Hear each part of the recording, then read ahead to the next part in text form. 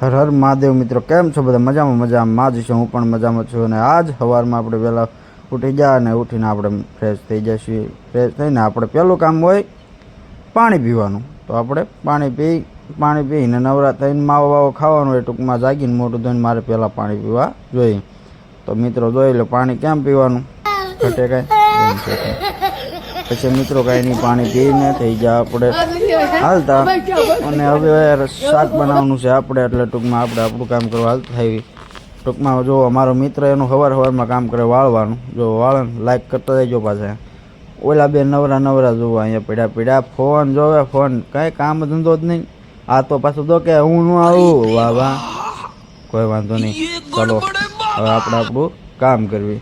શાક સુધારવાનું છે અને પાછું આવી શું કે વાહ કે પછી મિત્રો આપણે શાક સુધારવાનું પછી રાખશું. પહેલાં લહણ કરવાનું છે, એટલે આખું લહણ આપણે ફોલવાનું નહીં. તમે જોવો કે આપણે આખું લહણ કરવા માંડ્યા છીએ. પછી ટૂંકમાં બધા મિત્રો હારે કામ કરવાનું હોય એટલે બધા કર્યા કર્યું. આ તો એક છે ને, ઓહો.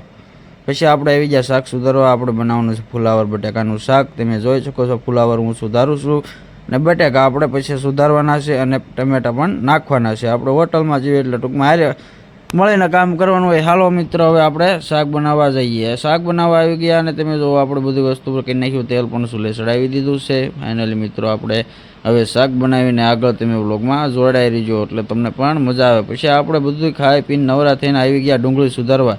ડુંગળી સુધારતા મોજ આવી ગઈ બધા મિત્રો સાથે. અને એમાં પાછું આ શું કે જોવો તમે, એને એની ગર્લફ્રેન્ડ યાદ આવી ગઈ. કાંઈ વાંધો નહીં. હાલો મિત્રો, હવે આપણે આવી ગયા સાંજનો સમય થઈ ગયો બાટી શેકાવા મળી. અને આપણે જે આટલી બાટી બનાવી હતી, કાંઈ વાંધો નહીં મિત્રો. હવે આપણે આ બ્લોગ અહીંયા પૂરો કરીએ. બીજા બ્લોગ માટે લાઈક કરતા જજો.